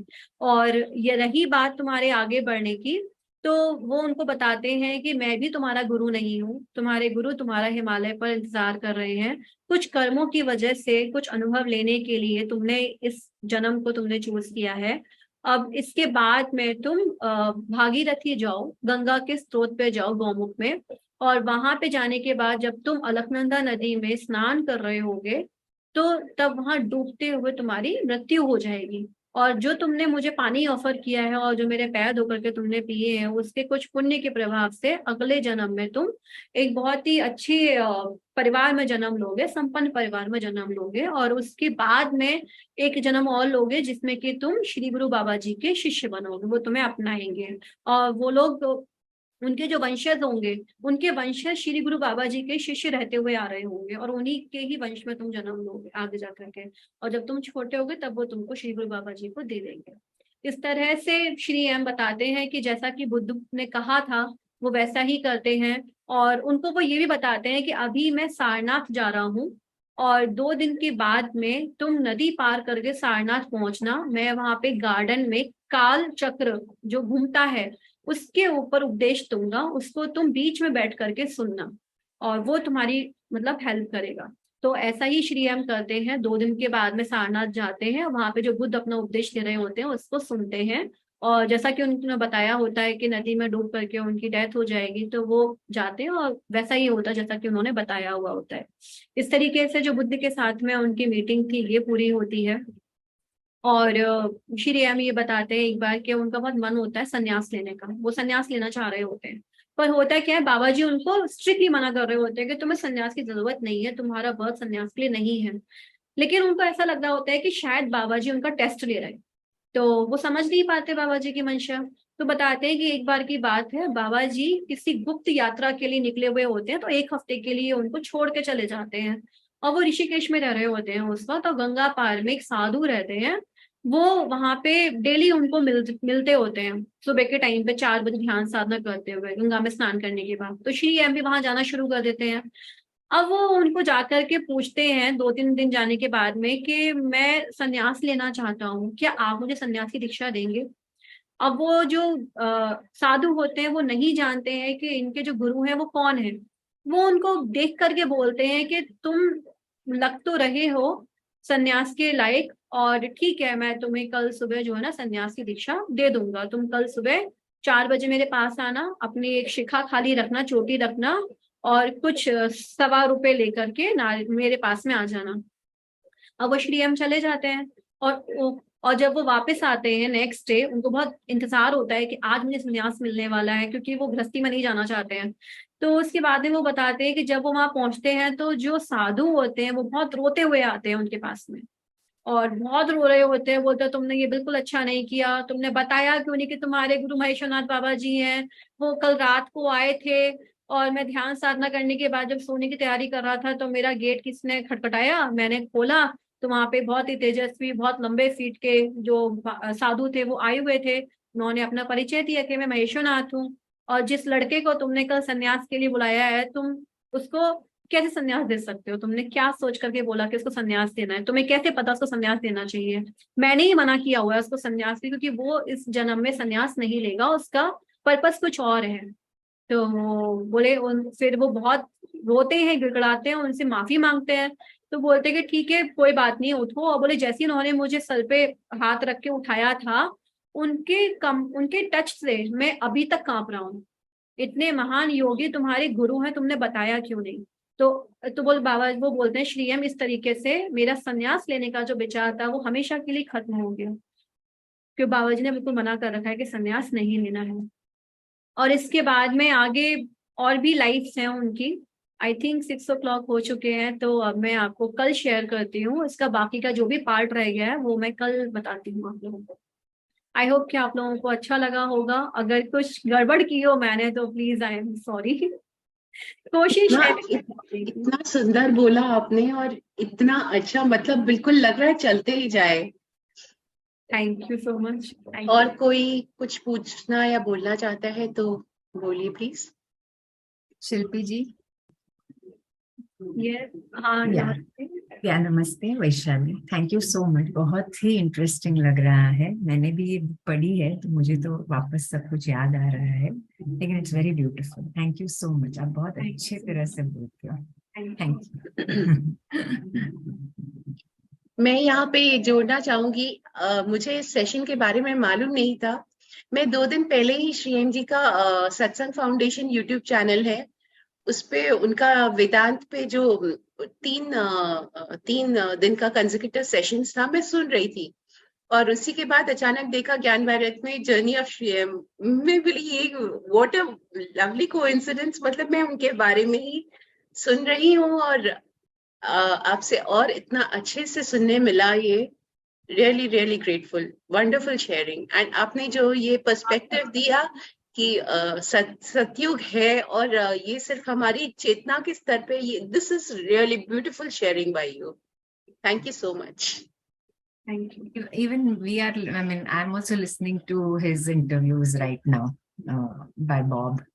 So it's very interesting. वो उनके 2012 के और 2018 के, so बहुत अच्छा लग रहा है। Thank you so much, Shilpi ji. Thank you. इतना सब कुछ सुनने के बाद मैं मतलब मुझे ये खुद मेरा अपना अनुभव ऐसा रहा है इस बुक को कि किसी को भी जज नहीं कर सकते हम कौन कौन से लेवल पे है। अगर वो एक डेड बॉडीज को जलाने का काम कर रहे थे उस वक्त, तो वो भी उनके चेतना के विकास में ही सहायक था। तो अब इस चीज को सुनने और समझने के बाद हम मेडिटेशन करते हैं। हम बहुत सुनते हैं किसी को जज नहीं करना चाहिए, किसी को जज नहीं करना चाहिए, आर्ग्यूमेंट नहीं करने चाहिए, और कास्टिज्म हो गया, धर्म हो गया, ये सारी चीजें हम सुनते हैं। लेकिन ये कितना उतरती है ये हमारे ऊपर निर्भर करता है। और जब हम इस तरह की बुक्स खुद रीड करते हैं और खुद इस चीज से जुड़ते हैं, तो वो जो एक बदलाव आता है हमारे अंदर वो बहुत गहरा आता है। और उस चीज को किसी और चीज से, किसी के शब्दों को सुन करके हम नहीं समझ सकते। बोल सकते हैं कि शब्द किसी और के हैं, जब तक वो आपके नहीं बनेंगे तब तक आपके अंदर कोई बदलाव आने वाला नहीं है। तो इस बुक को पढ़ते पढ़ते मुझे बहुत कनेक्ट फील हुआ इस चीज से कि कुछ भी नहीं कह सकते। आज जो भी आपके सामने कोई दिखाई देता है तो किसी को भी नहीं जज कर सकते किसका स्तर क्या है। और एक दूसरी चीज जो मुझे सेटिस्फेक्शन मिली कि हम कहीं भी रह रहे हो, चाहे सतयुग हो, चाहे कलयुग हो, चाहे द्वापर हो, चाहे त्रेता हो, अगर हम इस मार्ग पे चल रहे हैं तो हमारे जो गुरु होते हैं वो हमारा कभी साथ नहीं छोड़ते। किसी ना किसी को भेज करके वो हमें नीचे जाने से उठा ही लेते हैं, बचा लेते हैं। तो एक तो ये चीज मुझे इसकी बहुत बहुत अच्छी लगी। और कृष्ण का जो गीता का दिया हुआ ज्ञान था सोल को लेकर के, वो काफी हद तक बहुत मतलब अंदर तक समझ में आया है। ज्यादा कॉन्फिडेंट लगने लगा है यू नो, ऐसा एक अपने पे विश्वास आ गया है कि whatever we are doing is the right thing करके। So that's beautiful and there is somebody who is always looking after us. और मैं तो ये भी कहती हूँ कि जो लोग नहीं समझ रहे हैं, अभी बोलते हैं कि अभी हमारी एज ही क्या है मेडिटेशन करने की और इस चीज में आने की, आई विश के वो लोग थोड़ा जल्दी समझ जाए तो उनको पता चले। या फिर आज जो लोग भी इस सेशन को सुन रहे हैं, अगर फर्स्ट टाइम भी सुन रहा है तो उसके अंदर चेंजेस तो आने वाले हैं। ये बुक है ही बहुत अच्छी, बहुत कमाल की बुक है। हेलो। हेलो। हाँ, सुन पा रहे हो ना? हाँ, आ रही है। अच्छा अच्छा, ठीक है। शिल्पी जी, मैं आशा महाले मुंबई से। मैंने भी श्रीएम के दोनों किताब पढ़े हैं। पहला तो मुझे एकदम इजीली समझ में आया था, लेकिन दूसरा जो जर्नी कंटिन्यूस, वो थोड़ा मुझे डिफिकल्ट लगा था। वो मैंने शायद 1 साल हुआ पढ़ के, लेकिन आपने आज वो समरी जैसे सुनाया तो मुझे अच्छा लगा। अंडरस्टैंडिंग थोड़ा अंडरस्टैंड हुआ मुझे। मुझे और एक बोलना था। आपने वो आज दत्तात्रेय के बोला था, दत्तात्रेय का जो जगह है आप उसको विजिट करो। और जो नरसिंह सरस्वती, हाँ, हाँ। वो नरसोबाची वाड़ी में गई हूँ वो जगह। तो वहाँ वो नरसिंह सरस्वती का समाधि है, उस जगह पे मैं गई हूँ। और जो श्रीएम ने वो जो झाड़ के नीचे बैठ के वो जगह पे भी मैं गई हूँ। कोइंसिडेंस जस्ट अबाउट, मैं शायद 7-8 साल पहले गई थी, जब मैं PSSM में भी नहीं आई थी। तो मुझे वो, और वो जो मंत्र है आपने बोला, उनका दोनों मैंने किताब भी पढ़े हैं, श्रीपाद वल्लभ और नरसिंह सरस्वती के दोनों किताब भी पढ़े हैं, वो दोनों गुरु के। तो वो मंत्र है, मुझे ऐसे लगता है, दिगंबरा दिगंबरा श्रीपाद वल्लभ दिगंबरा, ये मंत्र है वो। तो मुझे वो बोलना था कि वो मंत्र है और वो जगह पे मैं जा चुके। और आपने अभी जो बोला सतयुग, वो जो युग का वो वर्णन किया, मुझे लगता है हम जो PSSM में है सब हम सतयुग में ही है, क्योंकि हमारा सबका मेंटल लेवल एक अंडरस्टैंडिंग आ गया है और हम सब सतयुग में है। बस इतना ही कहना था। Thank you. आत्मवंदन शिल्पी जी, अमृता जी। नमस्ते। श्रीएम का मैंने एक बार इंटरव्यू सुना था, बड़ा अच्छा लगा था। फिर आपके मुंह से सुन के बहुत और ज्यादा अच्छा लगा। मुझे एक चीज पूछनी थी उनके बारे में कि उन्होंने जितने भी जन्मों के बारे में बताया है अपने बुक में, तो वहां पर उनका एनलाइटमेंट का कहीं भी कुछ भी जिक्र नहीं है ना? मैम, एनलाइटमेंट का मीनिंग यही है कि आपके जो चेतना का स्तर है इसको ऊपर उठाते जाना। तो हर जन्म में उनका चेतना का स्तर अप ही हुआ है, और उनके जो गुरु हैं जो उस जन्म में उनको मिले हैं अलग अलग, उन्होंने उनकी मदद ही की है आगे बढ़ने के लिए। जी, मतलब हर जन्म में वो एनलाइटेड हुए? ऐसा भी नहीं कह सकते, क्योंकि जब वो 9वीं शताब्दी में थे तब वो योग की प्रैक्टिस करते करते ही बता रहे थे कि काफी लंबे टाइम तक वो बिल्कुल हेल्दी थे, स्वस्थ थे। और उनकी जो डेथ हुई थी, वो जब घुड़सवारी कर रहे थे तो उसमें घोड़े से गिरते वक्त उनकी गर्दन पे चोट लगी थी, जिसकी वजह से उनकी डेथ हुई थी। तो और उसके बाद में वो राजस्थान का जो प्लेस है वहां पे उन्होंने बर्थ लिया था। तो आप कह सकते हो कि ये जो भी सारी चीजें हैं जो प्रैक्टिस कर रही हैं, वो उनको फाइनली उनके गुरु तक पहुंचाने के लिए कुछ जरूरी एक्सपीरियंस हैं, अनुभव हैं, जो उनको लेने हैं चेतना के स्तर के विकास में, वो उनकी मदद ही कर रहे थे। यानी हम लोग अभी सतयुग में वो एक अलाइनमेंट मास्टर है ही हैं। और एक अलाइनमेंट मास्टर वो तब भी थे जो इससे पहले जो उनका एक बर्थ था, जो मैंने आपको पहले वाली बुक में बताया था कि वो एक योगी थे, हिमालय पे साधना कर रहे थे, और एक मुस्लिम जो थे उनकी वजह से उन्होंने डुबकी लगा ली थी, और उसके बाद में उनको दोबारा ये बर्थ लेना पड़ा था। उसमें वो एक अलाइनमेंट मास्टर ही थे। हाँ, ये वाला सुना है। एंगर पर उनका वो कंट्रोल नहीं हो पाया और उन्होंने जज कर दिया था उनको एज अ मुस्लिम करके। तो जी जी, इसको फिर से अंडरस्टैंड करने के लिए कि तुमने कैसे किसी को जज किया, क्या तुम भूल गए हो, अब तुम्हें फिर से इस चीज को समझना और सीखना होगा। इसका मतलब है तुमने बोला तो था कि तुम्हें आ गया है, पर तुम समझे नहीं, उसको अंदर तक उतारा नहीं, तुम भूल गए। अब तुम्हें दोबारा बर्थ लेना होगा, मुस्लिम बनना होगा, उस चीज को अनुभव करना होगा, तब तुम आगे बढ़ोगे। मतलब एक्सपीरियंस ही है जो उनको यहाँ तक लेकर के आया है। जी, thank you ma'am, thank you. Thank you so much. एक चीज मैं यहाँ पे बोलना चाहूंगी कि पहले वाली बुक थी उसमें भी मैं बहुत सारी चीजों को गूगल कर रही थी, जो जो उन्होंने नेम बताए थे ना जगह के, उनको मैं सर्च कर रही थी। बहुत समझ में बहुत अच्छे से आया था, क्योंकि अगर आप साथ में नहीं सर्च करोगे तो बहुत कंफ्यूज हो जाओगे। इतनी सारी जगह का उन्होंने वर्णन किया हुआ है अपनी बुक में कि आप एक साथ नहीं समझ सकते। ठीक ऐसे ही यहाँ पे कुछ चीजें हैं जो उन्होंने इनडायरेक्टली बोली, डायरेक्टली नहीं बोली है, और मैं गूगल करने बैठ गई थी, सारी फोटोज मैंने बहुत ढूंढ ढूंढ के निकाली हुई है कि नहीं एक्सप्लेन करने में इजी रहेगा, और खुद भी मुझे समझ में ज्यादा अच्छे से आया। अगर मैं नहीं करती तो शायद मैं इतना अच्छे से नहीं समझ पाती। जैसे कि 9वीं शताब्दी में वो जो शासक बने थे और बोला था 200 साल के बाद दोबारा यहाँ पे शासक होंगे, तो वो खुद ही थे। एक तरीके से बोल सकते हो, जो मेरी अंडरस्टैंडिंग है वो ये कहती है कि जो जैसलमेर के जो राजा हैं, जैसल, उनके दादाजी वो खुद ही श्री एम ही थे। मतलब एक सोल किस तरीके से बर्थ लेती है, वो चीज को मैं समझ रही थी। उन्होंने ऐसा कहीं मेंशन नहीं किया है, लिखा नहीं है, लेकिन आप खुद सोच के देखें 9वीं शताब्दी में वो वहां के राजा हैं, और श्री गुरु बाबा जी उनको बताते हैं 200 शताब्दी के बाद में फिर दोबारा जो है ना यहाँ के शासक होंगे, उनका नाम जैसल होगा, और वो जो है ना यहाँ पे राज्य की स्थापना करेंगे और उनको ईसल नाथ मिलेंगे, मतलब महेश्वरनाथ बाबा जी। अब आप सोच, तो मैंने यहाँ से कैच किया, मैंने कहा उन्होंने डायरेक्टली नहीं लिखा कि उनका ही बर्थ है, लेकिन ईश्वरनाथ बाबा जी उनको मिलेंगे, महेश्वरनाथ बाबा जी, तो फिर तो ये श्री एम ही है जो कि जैसलमेर के संस्थापक हैं।